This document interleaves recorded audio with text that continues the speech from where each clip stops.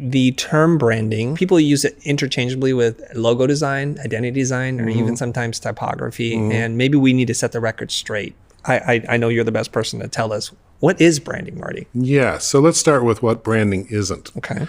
It's because it's not a lot of things people say it is. It's not a logo. Okay.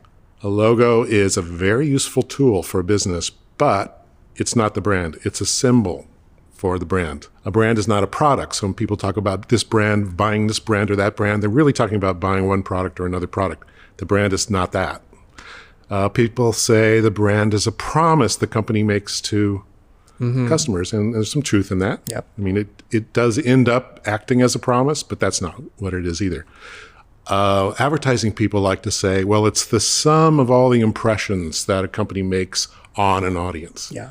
Well, if you're trying to sell a lot of impressions, I can see where that might be useful to you. But from a business's point of view, why do they want that? Right.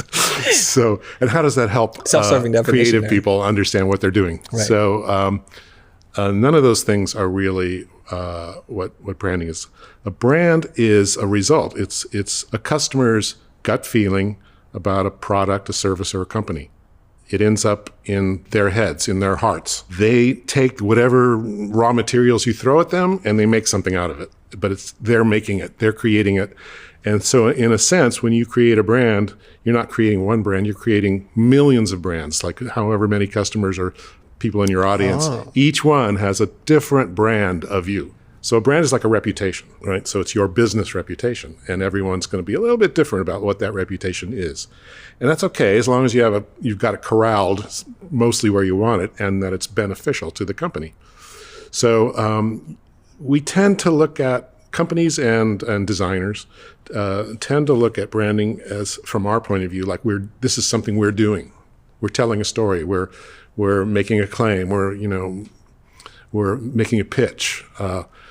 And that's what we do, but that's not what a brand is. A brand is the result of that. And if you don't start there, you don't know what you're doing. You actually don't know what you think you know what you're doing, but you don't. So from a designer's point of view, I mean, I always tended to be this way. It's like, it was my gut feeling, right, about whether this is going to work or not. And then I would sell it as hard as I could to get the client to sign off on it. From the client's point of view, they're going, well, it's a checklist. I got the logo, I got the tagline, I got the ad campaign, click, check, and they think they're done. Right. None of that's right. What's right is what happens in people's heads.